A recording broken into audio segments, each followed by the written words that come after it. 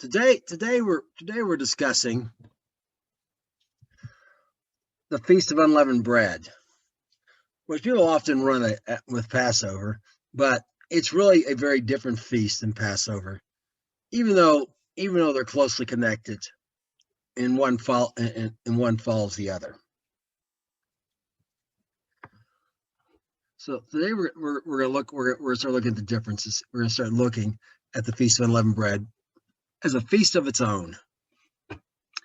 Exodus 12:15 through 17. 7 days you shall eat the unleavened bread. You shall eat unleavened bread. Even the first day you shall put away leaven out of your houses.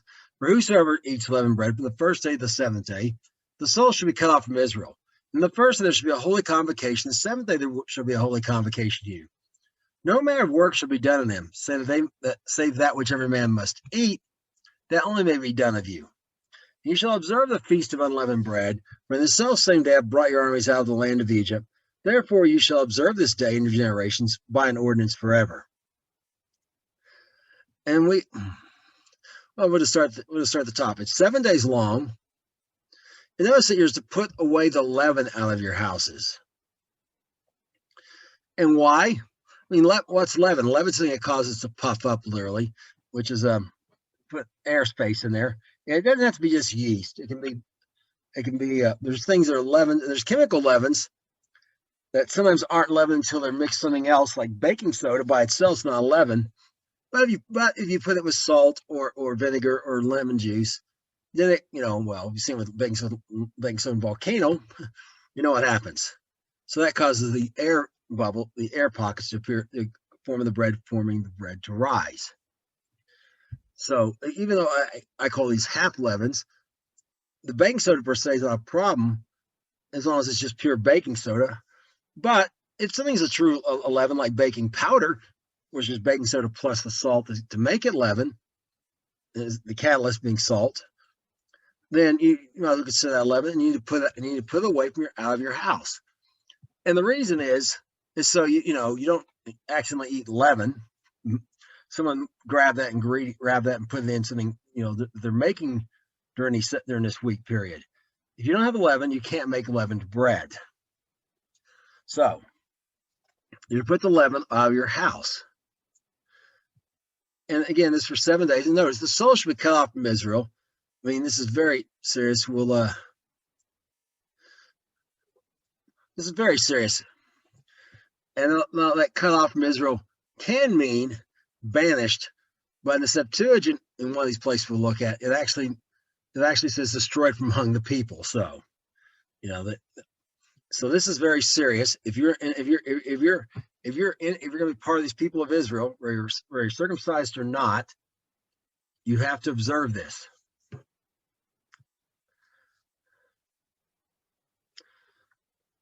So notice also the first day is a holy convocation, and the second day, and there's no, and so that so you have to symbol on these 2 days. So it's just like a Sabbath. It's a high Sabbath, which expression comes from the Bible itself, but the ideal is it has its own rules, and if there's a conflict, if it happens to fall, because it says the first day of the month, the first day, and we'll look at when this occurs. It didn't necessarily occur. It could have fallen on the Sabbath, and if there's something you need to do for it, there's the rules of this would override the rules of the regular Sabbath. And one thing, and it's true about the regular Sabbath anyway, is that it says the only man works save that which every man must eat, that only may be done with you. It's okay to cook some food, just what you need to eat, cook, eat, and clean the dishes. But you don't have to do any regular work. Not to go to your job. In my case, not be doing software engineering work, whatever the case is for you, but to be your auto mechanic work or whatever the case is. None of the ordinary work you would do. You're basically taking it lazy. You're taking it easy, except for the work you need to do to eat. Because we shall see why. We shall see why the eating's such a big deal. And notice this is the same Feast of Unleavened Bread. This one's, remember, Passover was about what? The death of the lamb. It was a day of sadness. A day when a great terrible price was paid for deliverance. Of a lamb that they kept up as a pet for 4 days. For those who were obedient, that the rest, the cost of deliverance for the obedient was the death of the firstborn. For the disobedient, and we'll look at why the firstborn. We'll see that a little bit. That'll become a little clearer as we go along. So this is the day they brought their armies out. So the 15th day, the lamb was slain on the 14th day, and they went into Eden, and they were delivered at night. The next day is the 15th day. And notice you're to observe this day in your generations by ordinance forever.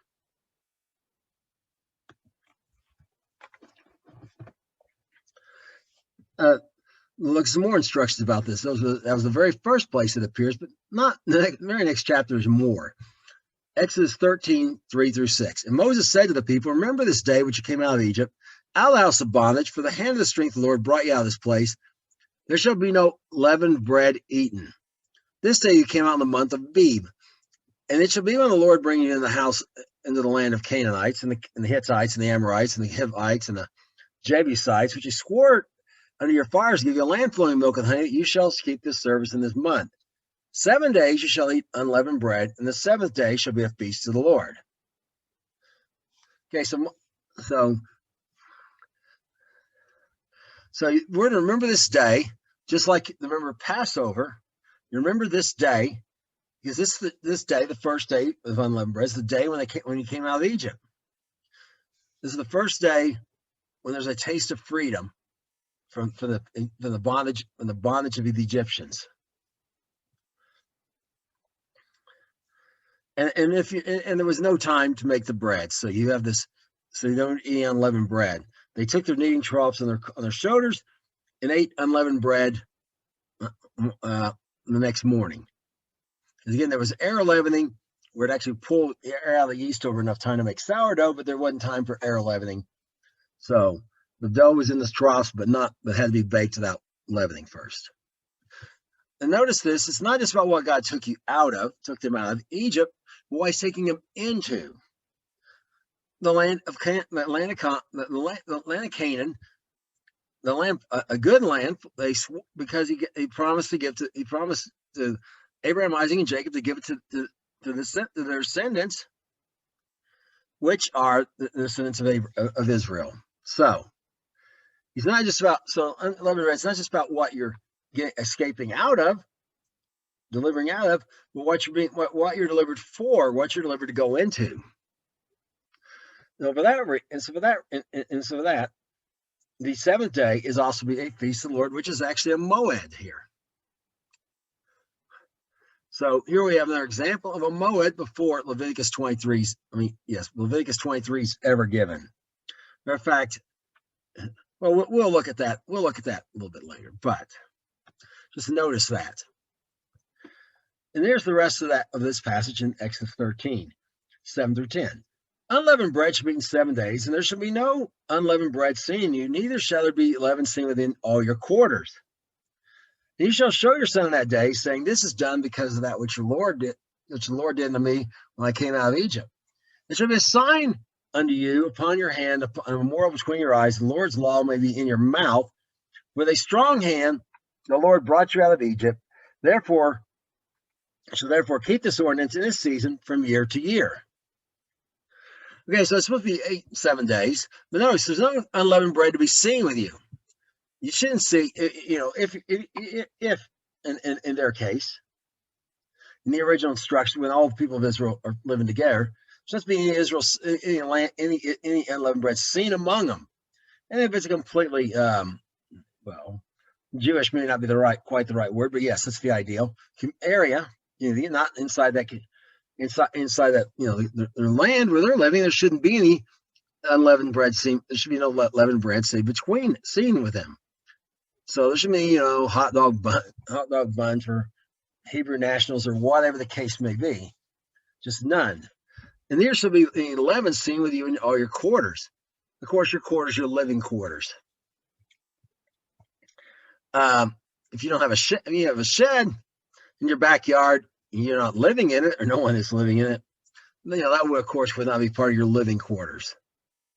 But all your quarters, you're not to have it where you live. There should be no one should see any leaven. And just in fact, to carry this out, some have, this is where spring break actually originally came from, with spring cleaning. And the spring cleaning was actually to get rid of the leaven. And what people are very serious about this do, some followers of some Jewish people, some Jewish people, some do it out of habit. They don't know why they're doing it. Others know, because of the teachings of the rabbis. Some got by tradition, and some got through teaching. And what they're doing, what these people, what you do if you're in this case, is you move every single piece of furniture in your house and vacuum everything. And you clean your house very ridiculously thorough from top to bottom. You go on top of every shelf, you pull the drawers out, empty them out, take them outside, and turn them upside down, shake them. You wash every single item of clothing, whether it's been worn in the last year or not, and you turn its pockets inside. You take it outside, turn its pockets inside out first. And when I say every drawer, not just your clothing drawers, your silverware drawers, every drawer in your house. You take the items out of it that belong there. And in some cases, you wash all those items.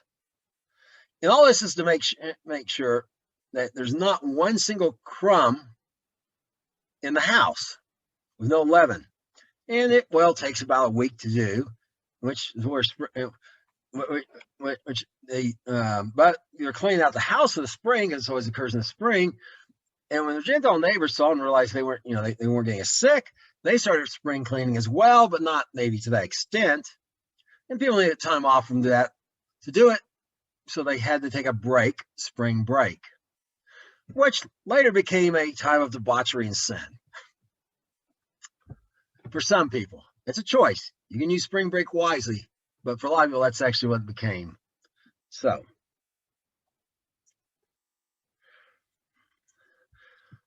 there. So this is how serious. But this is how serious people take it, getting rid of it. Now, your son's gonna, of course, if you go through all that, particularly, he's gonna say, why are we doing this?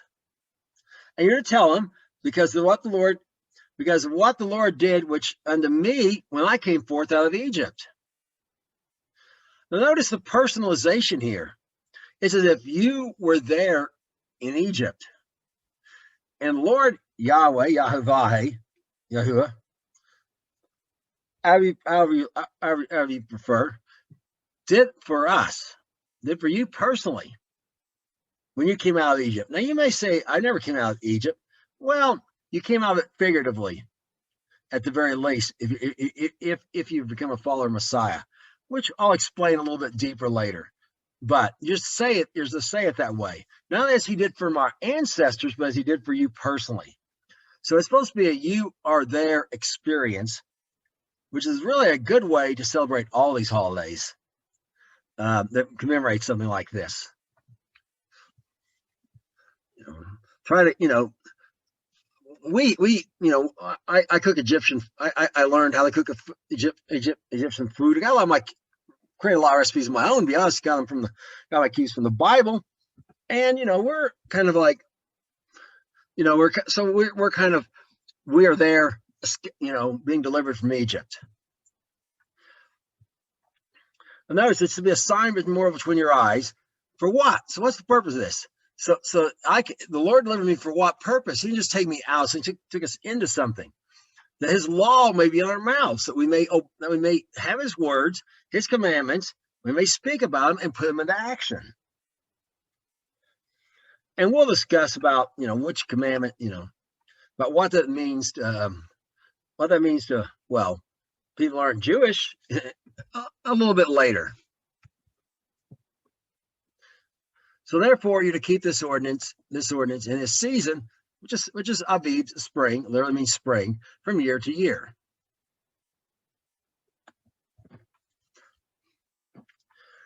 Exodus 12:18 through 20. Now we get we get the rest of the instructions that Moses gave originally. We're going to look at the half of those. In the first month, on the 14th month of even, you shall eat this unleavened bread to the 1/20th month at even. 7 days shall be those leaven found in your houses. For whosoever eats that which is leavened, that soul shall be cut off from the congregation of Israel, whether he be a stranger or born in the land. You shall eat nothing leavened. In all your habitations you shall eat unleavened bread. Okay, even, or it's King James for evening. As I discussed in the last one about Pesach, is that period between when the sun goes down and total darkness sets in, and it varies from the time of year, but roughly an hour. And notice, but people, because this is important to understand, because people have counted this you count them 14, 15, 16, 17, 18, 19, 20, 21. That's 8 days, and it says 7 days down here.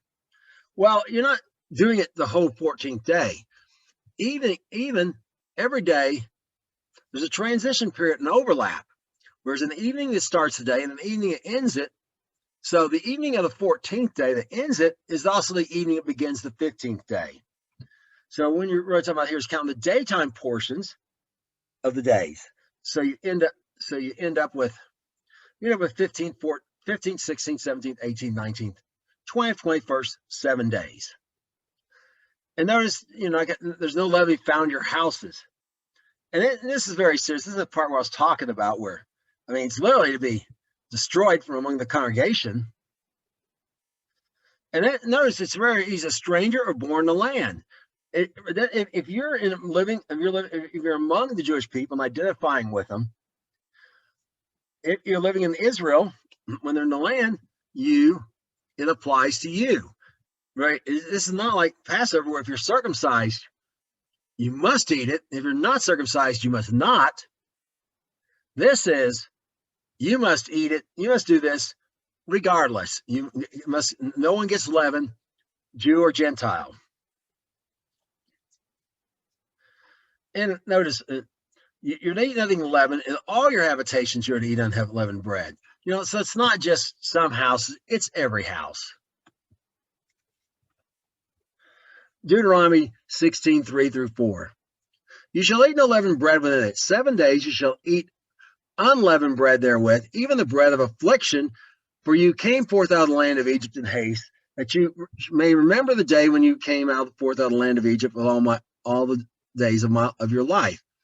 There shall be no unleavened bread seen all your coast 7 days. You shall eat anything of the flesh that you sacrifice the first day of the even, remain at night all that night in the morning. Okay, so we'll take this a little bit of time here. First of all, I want you to notice the bread of affliction. Why is it called the bread of affliction? Well, for some people, they get a yeast dependency, and they got too much yeast in them, and they stop eating yeast altogether, leaven, but yeast in particular. They actually start detoxing, and they can actually be kind of miserable for a while. And also, their flesh might just crave the leaven, might crave the yeast. The first time we did this, at the end of the 7th day, when the evening was over, at the end of the 21st day, the 7 days were over.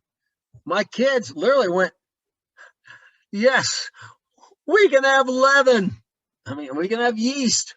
And they want me to go get some, not wait till the next morning, go to the store and buy some dinner rolls or whatever, right away, some sort of bread or something. So it is hard on some people. That's why it's the bread of affliction. That's why it's referred to as the bread of affliction. And because they came out of the land of Egypt in haste.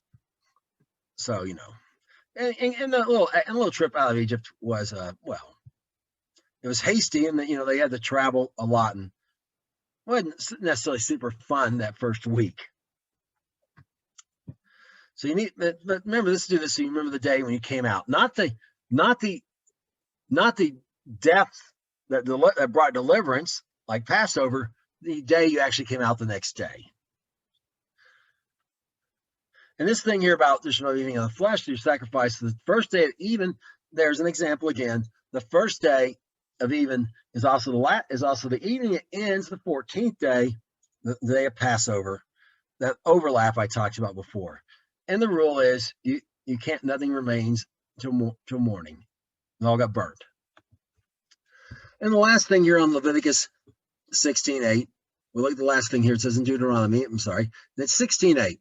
6 days you shall eat unleavened bread. And the seventh day shall be a holy symbol to the Lord your God. You shall do no work therein. And what I want to draw out to your attention is, notice how this, it's like 6 days you shall work, and on the seventh day shall be the Sabbath. Well, it's the same concept here. On 6 days, you're going to eat unleavened bread. All right, you ate it 1, 2, 3, 4, 5, 6. On the seventh day, kind of like a Sabbath, you don't work anymore, and you have you congregate together for assembly to praise the Lord, to worship the Lord and learn. Okay, now we're going to look at another aspect here about the Feast of Unleavened Bread. It's really often misstated and overlooked. Exodus 23:14 through 17. 3 times you shall keep a feast to me in the year. You shall keep the Feast of Unleavened Bread, and you shall eat unleavened bread 7 days, I command you, in the time appointed, the month of Abib. For in it you came out of Egypt, and then shall appear before me empty. And the feast of the harvest, the first fruits of your labors, which you have sown in the field, and the feast of ingathering, which is in the end of the year, when you have gathered in your labors out of the field, 3 times of the year all your males shall appear before the Lord your God. And this word feast is not moed, it's chag, which means holy day. And these are the only 3 feasts in Leviticus 13. They're actually called chags. And this is where they're called it. And I want you to notice the chag is not Pesach, Passover. It is Chag HaMatzot, the Feast of Unleavened Bread. That's actually the one. And this is when you had to come. And this is when you had to come before the Lord. But Pesach being the day before, and you had to be there where his name was to sacrifice the lamb. So you're really there 8 days in a row. But like we looked at before with the Feast of Tabernacles, where the 8th day is actually kind of almost a thing by itself, separate thing by itself. So it is here, but it's on the front end, not the back end. Pesach, the day when you prepare and kill the lamb, and then you got this. Then you got this other festival, which is actually the one that's called a Chag, because the other one's not really a joyous time. It's a time of. It's really a sad time. Exodus 34:18 through 23. And the feast of unleavened bread shall you keep. 7 days you shall eat unleavened bread as I command you in the month of Abib. In the month of Abib you came out of Egypt. All opening matrix is mine. Every firstling among the cattle, whether ox or sheep, that is male. But the first thing to ask, you shall redeem him with a lamb, and if you redeem him not, then you shall break his neck. All the firstborn of your sons you shall redeem, none shall appear before me empty. 6 days you shall work, but on the 7th day you shall rest. In the earing time and the harvest you shall rest. You shall observe the Feast of Weeks and the first fruits of the wheat harvest, and the Feast of Ingathering, and year. And thrice in the year shall your men children appear before the Lord God, the God of Israel. All right, so again, we want you to notice that again, you will keep this, and as we looked at before discussed, it's not optional. He didn't say there's nothing like if you want to, if you feel up to it, you think it's a good idea, you're in the mood for it. None of that stuff like we talked about with Pesach. No, none of God's commandments have anything like that, prefaced like anything like that. Just you will do it, and reinforces here the month of Abib when they came out when those who came out of Egypt under Moses came out. When you notice it's you again, also you came out, kind of personalized again. But notice now I want you to go into this thing here, and it's tied to the Feast of Unleavened Bread. Everyone that opens the matrix is mine, the matrix being the birth canal. And every firstling among your cattle, whether ox or sheep. So notice cattle refers to ox or sheep, which I discussed before. Hoofed livestock, would probably be our translation of the word, that is male. For the firstling of an ass you shall redeem with a lamb. If you redeem him not, then you shall break his neck. All the firstborn sons you shall redeem. None shall appear before me empty. 6 days thou shalt work, but on the seventh day you shall rest. In the earing time and the harvest you shall rest. You shall observe the Feast of Weeks. Okay, so stop that. I've gone too far. But notice this. I want you to notice this business here about the first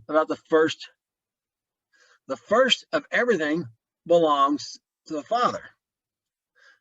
All that open the matrix is his. Well, he actually owns everything, but the first belonged to him.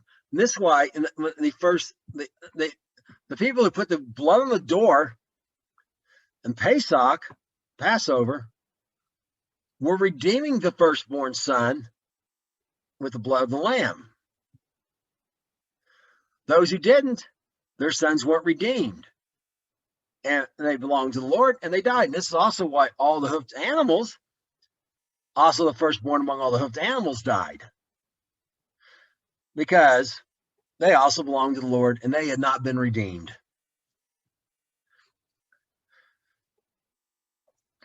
So again, just like again the Sabbath, you're going to rest. You're also going to do that during these feasts, and these feasts you will observe these three, and you will, if you're in the land, you will come to Jerusalem, and you will appear before the Lord your God. These three. Again, it's not Pesach. It's not Pesach. It is first fruits. I mean, it is the feast of unleavened bread. We'll talk about first fruits in a future, in our next lesson. Deuteronomy 16 through 17. 3 times a year shall all your males appear before the Lord your God in the place that you'll choose. The feast of unleavened bread, and the feast of week, and the feast of tabernacles, they should not appear before the Lord empty. Every man shall give as is able, according to the blessing of the Lord which your God has given him. I always saw that a moment ago, but it expounds upon it here. Where not they appear, but they're to bring an offering with him, and there's no set offering. And for these three, it's according to how you're able, according to the blessing of the Lord your God which he gives you. Some years, my income personally has been very up and down over the years. Some years I was able to give very little. Some years, a lot. And it just been, but it's according to the blessing the Lord gave you. He doesn't ask you to give what you don't have, but he does bless a cheerful giver. He does. So give as much well, look at what you have. Don't try to give what you don't have, but give as much as you have faith for. That God will bless what your hand, so that you may give more the next time.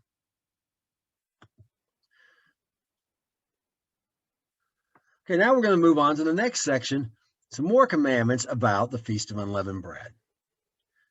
In the 15th day of the same month is the Feast of Unleavened Bread to the Lord. 7 days you must eat unleavened bread. The first day shall have a holy convocation, so do no service or work therein. But you shall offer an offering made by fire unto the Lord. In the 7th day is a holy convocation, you shall do no servile work therein. All right, so notice that this one here is an add-on, which we saw was immediately added on after Pesach, after Passover. So now this is the third one, Leviticus. The first one being the weekly Sabbath, then Passover, Pesach was added to. Now this one was added to Pesach. So really, all the rest of these are add-on in Leviticus 23 are add-ons to these three. So this is so again, we talked about this last time I talked about Pesach, but I'll touch on briefly here. Again, and the word here is appointment. No, we cannot create another appointment.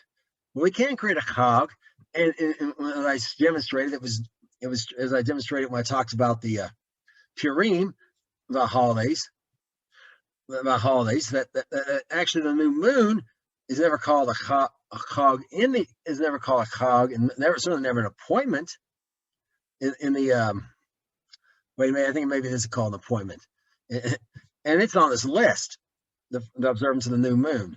It's not, and it's observed like a chag. In the future, will actually be called a chag. So there was nothing wrong with that. And Hanukkah and Purim also.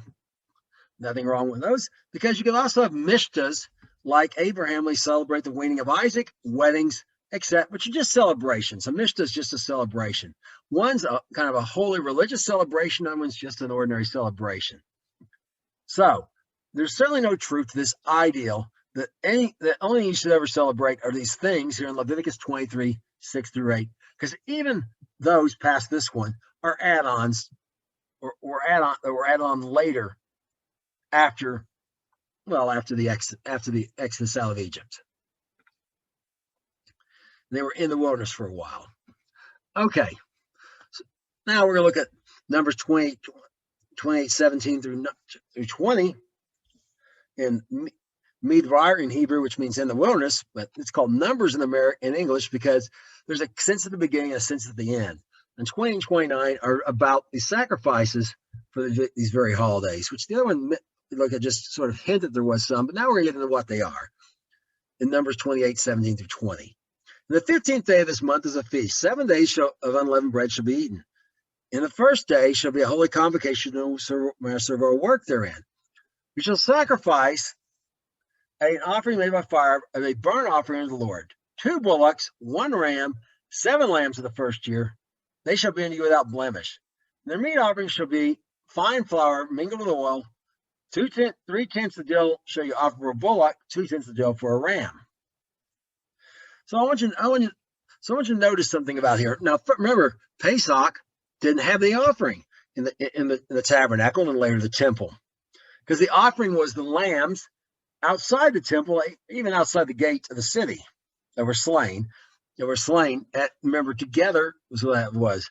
Everyone slain at the same time, roughly, as if they were all killing the same lamb. So now this is different, though. We're back to have this one here has sacrifices in the tabernacle or whatever, and so do the rest of them, by the way. But notice the sacrifice here. It's got 2 young bullocks. And a bullock, if you don't know, is a intact bull of the first year. So it's maybe got a little bit of growth left, but it's a young, not fully as big as it's going to get bull, but bull the first year, intact, meaning, and then it's not a steer. So, but notice this thing. Why 7 lambs? Well, perfection. That's not unusual. But why 1 ram and 2 bullocks? Well, 1 ram, because there's only one sacrifice that brings salvation, the Messiah that we talked about last week. But 2 bullocks. Why 2 bullocks? Well, because in this feast, remember, in Pesach, the rule was if you're circumcised, you must eat it. If you're not circumcised, you must not eat it. But this one's for everyone, circumcised and uncircumcised. So there's a bullock for each one. And we're going to look at the last of these instructions about the sacrifices here. Deuteronomy 28, 21 through 25. A several tenth deal shall you offer for every lamb throughout the 7 lambs, 1 goat for a sin offering to make an atonement for you. You shall offer these besides the burnt offering in the morning, which is for a continual burnt offering. After this manner, you shall offer daily throughout the 7 days the meat of the sacrifice made by fire, a sweet savor to the Lord. It shall be offered beside the continual burnt offering and his drink offering. On the 7th day, you shall have a holy convocation. You shall do no work. So, again, what we have, and we have a goat for the sin offering now. Well, because we've all sinned. So, again, unity. Everyone's the same here. No need for 1 goat for Gentiles, one for Jews, circumcised, 1 for uncircumcised, because all have sinned. So they get atonement, a covering up. It doesn't really take away sin, but it covers it up for a while, until it can be taken away by the death of the lamb that we looked at last time. And notice that same set of offerings is made all 7 days. Now we've looked at all the instructions concerning how to observe Passover. The Feast of Unleavened Bread. Let's look and see how they actually did in the history of Israel after the time of Moses about doing it. And we're going to start off here at Second Chronicles 30, 12 through 16. Also in Judah, the hand of God was to give them one heart to do the commandment of the king, the princess, by the word of the Lord. And there were assembled at Jerusalem much people to keep the feast of unleavened bread in the second month, a very great congregation. They arose, took away the altars that were in Jerusalem, all the altars of incense they took away, and cast them into the brook Kidron. And when they had killed the Passover on the 14th day of the second month, the priests and Levites were ashamed and sanctified themselves and brought in burnt offerings to the house of the Lord. And they stood in their place after their manner, according to the law of Moses, the man of God. The priests sprinkled the blood which they received in the hands of the Levites. So, something I want you to notice here. Look, they had one heart to do the commandment of the king and the princess.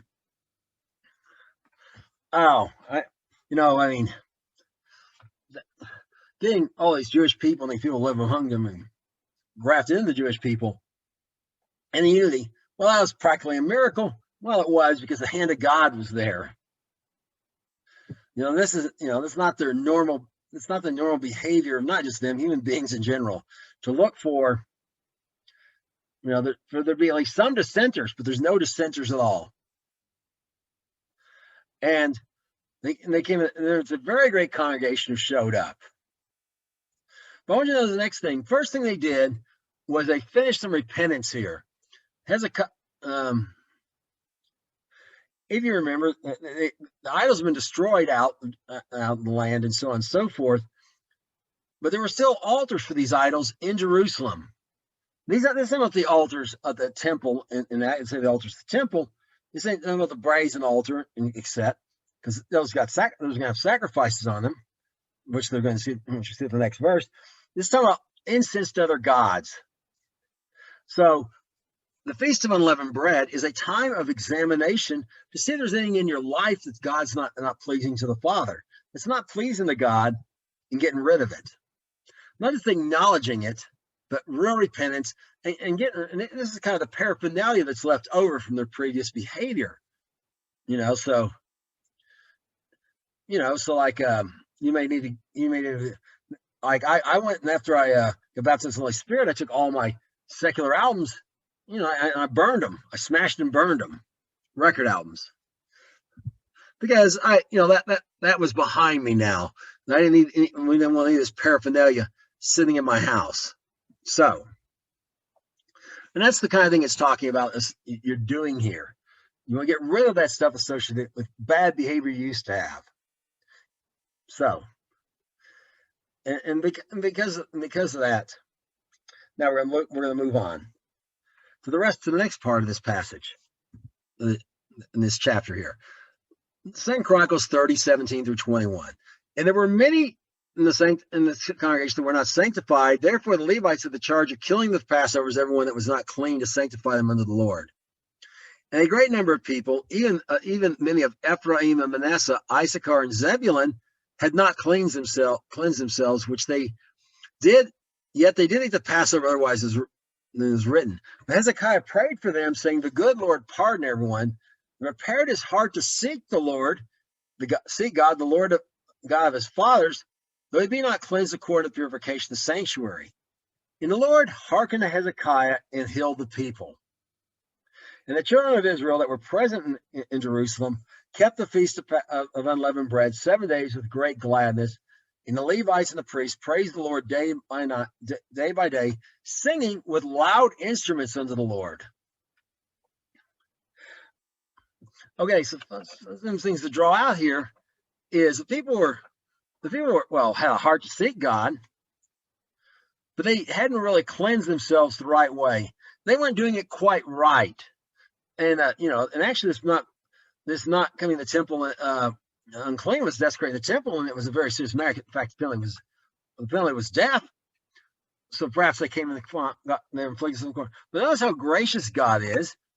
He heals them because he sees that they're trying their best to please him. And this is the thing: if you haven't done this before, or you do it and you discover you didn't do it right, don't, the first time well, I've been doing it 19 years, and it's most years I find out I messed up something, even though I try very hard not to. Sometimes I learned, oh, I should have done that, or whatever the case is. But God is gracious and kind. He knows your heart, or not, you're seeking him to do your best. And if someone disagrees you on the exact day on our calendar when it is, if you did your best to get the right day, don't let them condemn you. The important thing is you're doing it, as we saw here. That's why the Lord hearkened to Hezekiah about it. They were doing their best. And notice this shift here. They are with great gladness, and they're singing, and there's music and singing. Now, this is not like Pesach, which is a day of great sadness. A day we should be weeping and not just for the lambs that died and all those people in Egypt that died to bring deliverance, but for the death of Messiah who died to bring us, the eternal deliverance. But that's behind him. That's behind us now. Once we get the Feast of Unleavened Bread, we've been delivered, and it's a day for us to be great, to let the joy of our salvation be our strength, and to not lose the joy of the Lord. 2 Chronicles 30:22 through 26.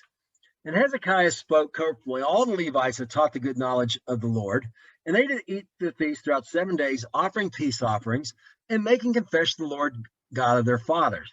And the whole assembly took counsel to keep the other 7 days, and they kept the other 7 days with gladness.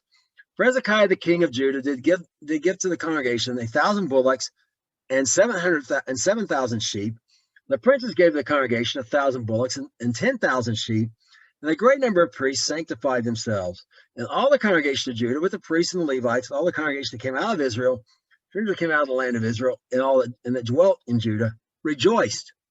And there was great joy in Jerusalem, for since the time of Solomon, the son of David, king of Israel, there was none like the like in Jerusalem.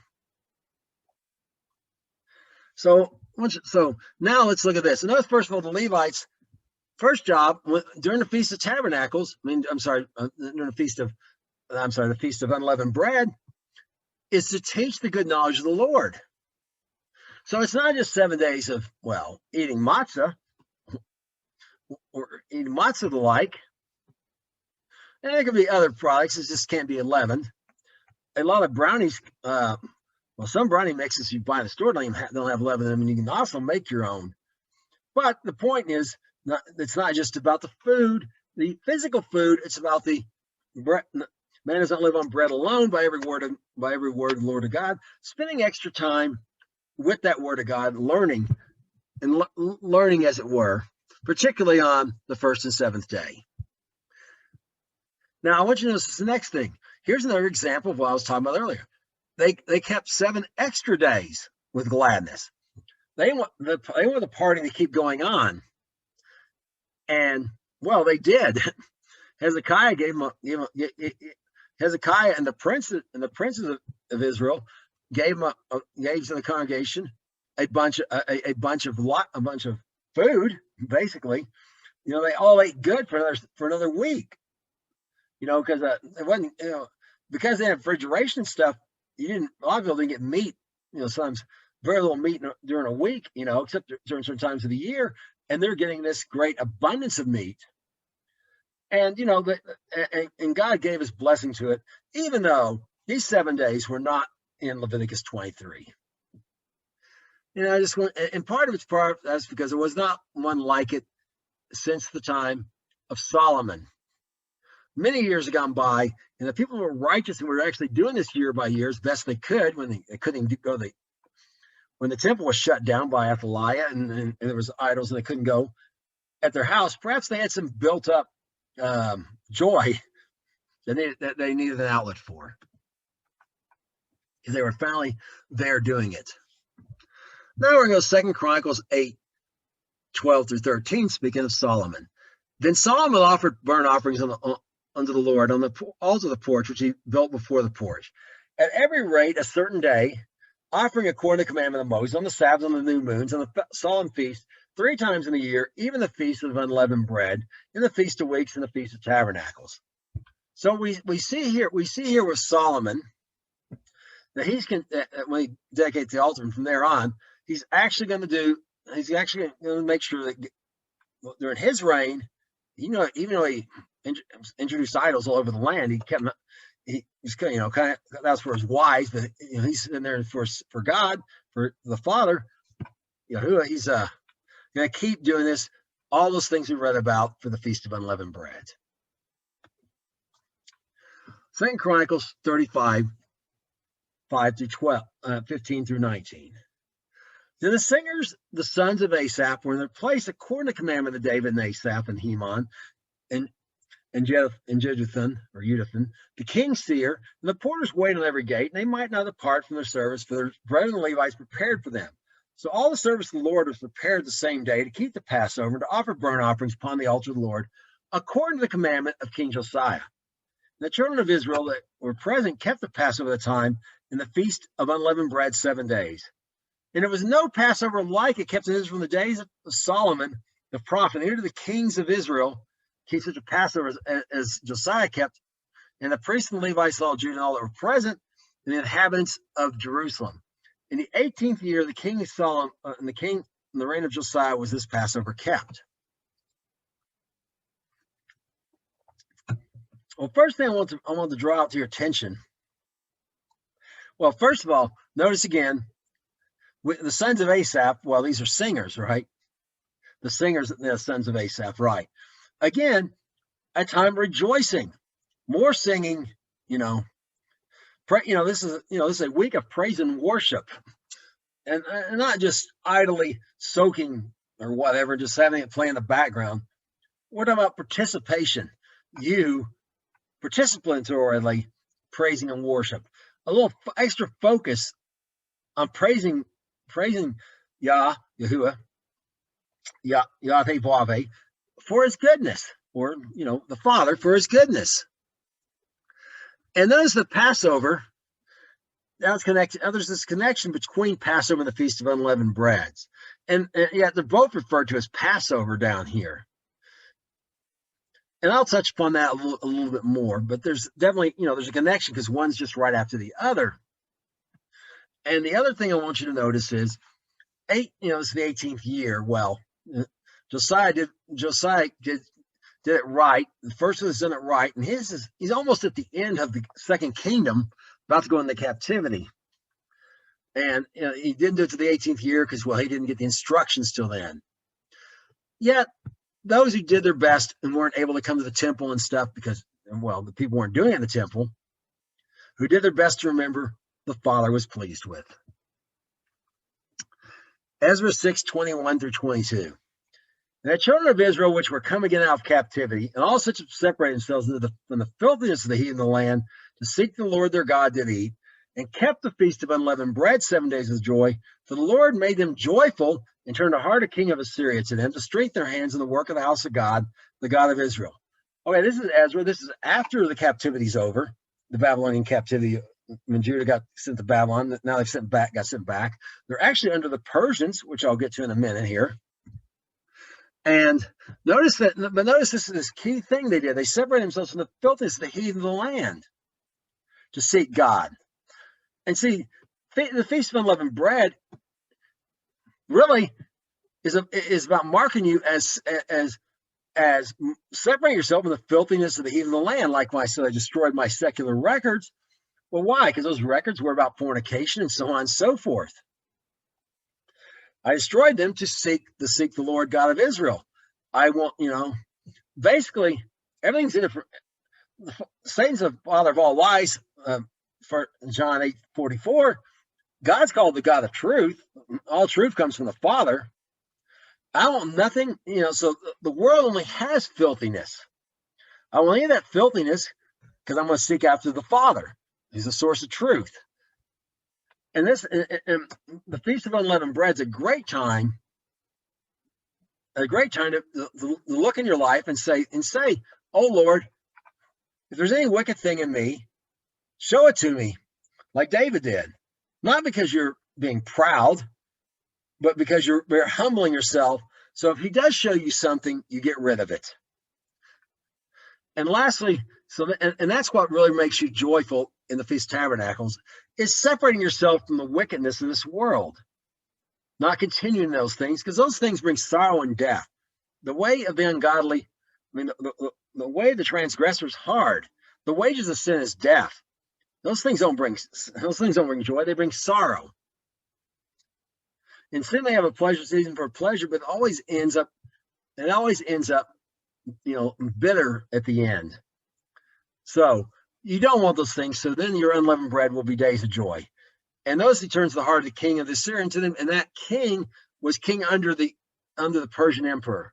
And Assyria, remembers, who carried the king of Assyria. This is a descendant of those guys who carried off the first kingdom, the northern kingdom of Israel, in dispersion in the first place. Now they've been drawn in through this Feast of Tabernacles to donate to the house of the work of God. So the Gentiles have been drawn in to the purposes of God.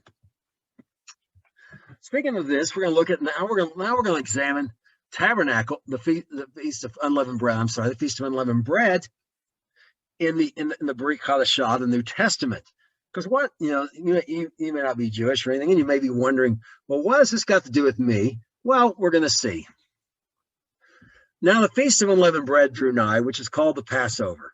And the chief priests and the scribes saw how they might kill him, for they feared the people. Then there's Satan unto Judas, named Iscariot, being number of the 12.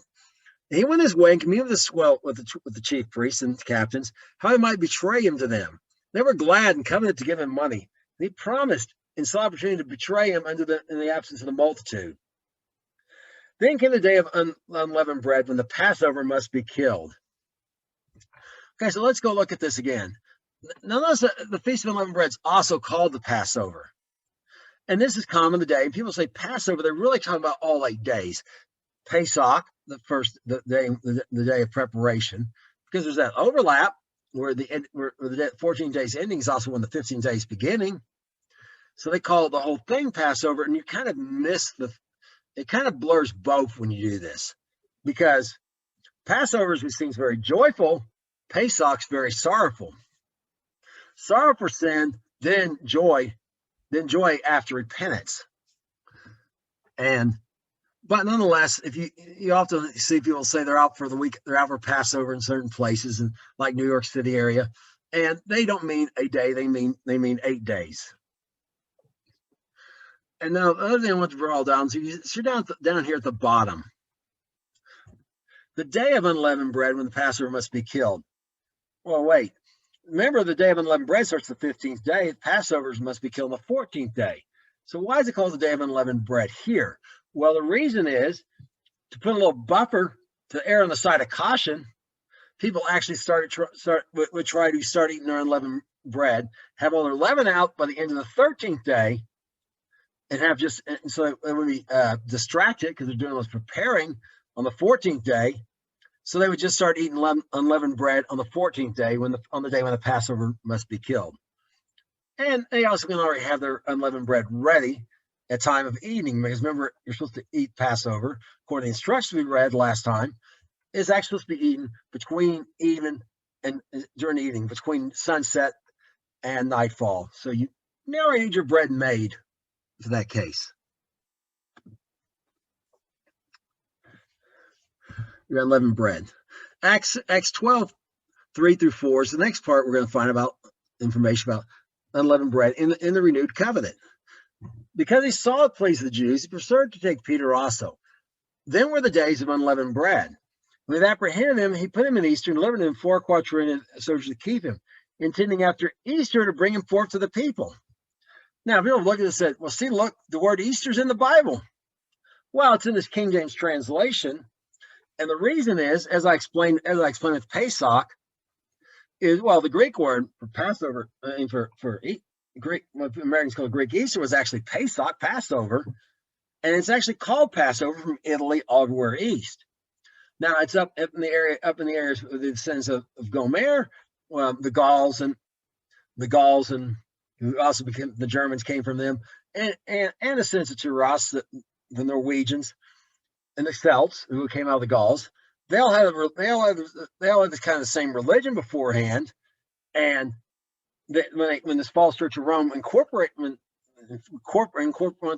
bring them in and incorporate their religion into theirs, they renamed the celebration of the resurrection from, well, Passover to Easter. So when someone saw this Greek word for Passover there, it was in England, they assumed that Easter was meant. But no, actually the right word there is Passover, which brings us to this. Notice it's already the days of unleavened bread, yet he intends after Easter, meaning after Passover, meaning after the days of unleavened bread are over, because again, they're used interchangeably. Although here Luke makes sure you understand the difference. This brings us to Acts 20, verses 5 through 6. These going before us tarried at Troas. We sailed away from Philippi after the days of unleavened bread, and came to them of Troas in 5 days, where we abode 7 days. Now, what happened before this was Paul was going to Jerusalem. He planned on taking this more direct route, so he'd have more time at Ephesus before he went down to Jerusalem. He needed to be there by Pentecost, and he found that it was more direct route, but people were waiting for him at the port, so he had to go a different route. So they split the party up, and they agreed to meet at Troas. Someone directly to Troas. But Paul went the more northerly route because he wanted to reinforce the churches that he had in Macedonia before he went down to Jerusalem, because he knew he may not see them again. If he did, it'd be a long time. And one of those was at Philippi. Now, Philippi, remember, didn't have enough Jews to make a minyan. It takes 10 men to make a minyan, so you can't have a synagogue without that. 10 men, the elders, of course, that's another story, but that's where bar mitzvah came from. These councilmen old enough that they could know the law well enough, and they're 12. Because they need a minyan to make this. Well, there's not even 10 of those in Philippi. It's a retired Roman colony. There's a few Jewish women that were reading it, and maybe some righteous Gentiles meeting on the Sabbath at the river, but there's just no Jews there to speak of. Yet Paul, with these believers, they're almost all Gentiles, celebrates the feast of unleavened bread with him. And if you check out if you see the holidays that Paul taught, a lesson I made before, you can see this very clearly. Not just this one, but other ones as well. He didn't teach people to keep Christmas and whatever. He kept them to keep these holidays that are in the Bible, and we're talking about Gentile believers, uncircumcised believers.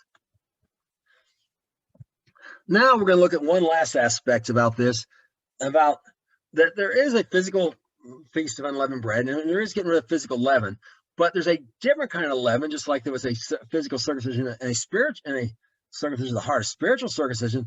There's a spiritual leaven also that we need to be getting rid of, and not just, maybe feast of unleavened bread is a good time to look for this and start getting out of our lives. And we're going to look at these right now. How do you not, as you not understand, I spoke to you not concerning bread, but that you beware of the leaven of the Pharisees and the Sadducees. Then they understood him not to be aware of the leaven of bread, but the doctrine of the Pharisees and the Sadducees.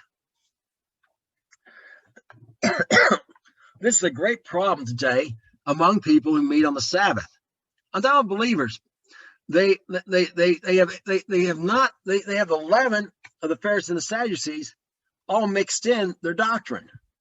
And what I mean is, first it helps to understand who the Pharisees are. The Pharisees, every branch of rabbinic Judaism today, they have denominations just like everyone else.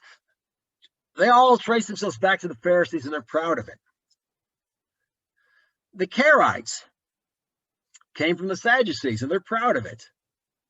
So you have these people who are center followers of Yah'shua, and invite people like, well, he's a Karaite, like Hemio Gordon, to teach them how to do things, to teach them their doctrine, so they mesh it in.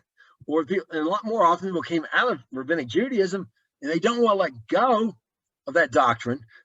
They want to somehow mesh the two together. If you look up Messianic Judaism, like in a dictionary or Wikipedia, it says it's a syncretic religion between Rabbinic Judaism and Christianity. Well, we're not supposed to have the leaven of the Pharisees in our doctrine. We're to have unleavened bread, bread without their doctrine. Luke 12, 1 through 5. In the meantime, they were gathered together, innumerable multitude of people, insomuch they trode one upon another, and began to say to his disciples, first of all, beware you of the leaven of the Pharisees, which is hypocrisy. For there's nothing covered that shall not be revealed, nor hid that shall not be known. And whatsoever you have spoken in darkness shall be heard in the light. And that which you have spoken in the ear of the closet shall be proclaimed upon the housetops. And I say unto you, my friends, be not afraid they can kill the body, but have no more that they can do. I forewarn you who to fear. Fear him, which after has killed the body, has power to cast into hell. Yea, I say unto you, fear him. So I want you to notice this here. The doctrine of the leaven of the Pharisees, no Sadducees aren't listed here, is hypocrisy. Now remember, Paul himself was a Pharisee and said this. So not every, and Nicodemus was a Pharisee, and so was Joseph Arimathea, and Gamaliel, who many believe became a follower of Yah'shua, but at the very least he didn't persecute him. So and some Pharisees actually also warned Yah'shua once, trying to protect him from getting killed. So a Pharisee wasn't bad per se. Some of their things like the way they dressed and praying fasting twice a week and that kind of thing. But their doctrine was bad, and so was their hypocrisy. Some of their practices, which Yah'shua has covered numerous times. So, and the whole hypocrisy thing is built on it. We're gonna put on this religious outward show, but we're not gonna do what we say. We're gonna tell people to do things. We're not gonna do what we're showing ourselves to be doing. We're gonna tell other people, but we're not gonna do it ourselves. And what's maybe in the back of the mind is, who's gonna know? Well, who's gonna know is you're gonna know, and the Father's gonna know. And not only that, everything that you think's hidden, the Father's going to reveal. Not only does he know, eventually everybody's going to know. If you don't get it right in private, the whole wide world's going to know. You need to get this right with God in private right away. So we don't want to let hypocrisy, and a lot of times what drives this hypocrisy is a fear of men. They may not be physically killed, like that could be a case. But it may be like, well, they'll put me out of the synagogue. My family will disown me, whatever the case is. Well, I'd rather be put out of the synagogue or out of a congregation, out of a church. I've been kicked out of 3. One of them I helped start, rather than be kicked out of God's kingdom, put out of His kingdom. I'd rather be disowned by my family than be disowned by the Father. I don't want Yah'shua denying me before the Father. And if it came to die, it's better than I should die, because we all die anyways. We all die anyways, unless we're here when the rapture comes. It's better I should die for doing what's right than go to hell later for doing what's wrong. So this is why we need to be. We want to avoid the judgment of God. So we want to not take on those actions of hypocrisy that came from the Pharisees. Because we're looking at this last aspect about leaven, not just the physical leaven, but the more important spiritual leaven, the leavening of the heart, if you will. Your glorying is not good. No, you're not a little leaven. Leaven's the whole lump. 1 Corinthians 5, 6 through 8. Purge out, therefore, the leaven, that you may be a new lump, as you are unleavened. For even Christ our Passover sacrificed for us.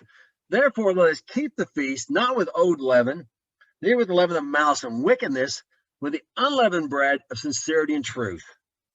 All right. Well, first of all, on one level, if you look right above, they had a brother, a guy who was sleeping with his stepmother, was having sex with her, and they didn't know anything about it. Paul said, "Well, put them out of the hand of Satan." So, we're talking about the congregational level here, because if you let that go, like where I grew up at, the churches would let that go, and next thing you know, half the congregation's out fornicating and committing adultery and so on and so forth, because a little leaven leavens the whole lump. You can't. It never just affects the one person. However, it's not just about the person; it's also true about you and your individual life. You need to purge out whatever whatever that old thing is that came from before you were a new creature, so that you may be a new lump, that you are unleavened indeed. Leaven, the picture of sin. The Messiah took it away from you when he sacrificed, but you only bring more in. In fact, you need to get rid of, as we said, any kind of paraphernalia or whatever associated with that. Don't give any door back into your life. So we need to think about. So we need to pay attention at the Feast of Unleavened Bread. Reflect on when we're looking at God's Word and having Him look at our heart, so we can get rid of this. And notice also the spiritual leaven's also malice and wickedness. Of course, leaven of wickedness may be a little bit easier to see. Like we're not supposed to, adultery begins in the heart. Well, don't we go watching movies with where women are what about people committing adultery in general? Then they have to be women. Don't be wearing clothes that invite and induce wickedness and that kind of thing. Because inappropriate clothing that's immodest does induce wickedness, and that kind of thing. But also the level of malice, which is ill will towards people. Wickedness is more of an act, but malice is more of an attitude of the heart. And you don't want this because the malice can, one thing lead to wickedness, but the other thing is you don't want to be doing things. You don't want to be treating people right, hypocritically. Smiling at them and saying kind things to them. Meanwhile wishing them having ill will towards them. If there's any ill will in you towards anyone, you need to talk to the Father. You need to you need to spend some time in prayer and get that out of your life. Because what we want is to walk in all of His ways all of our days. We want the unleavened bread of sincerity and truth. There's nothing in our life, like I said about Messiah, where He said, Satan has nothing in me, where Satan has nothing in us. Nothing that belongs to him is in our life. That's it for this week. Until my next lesson, shalom.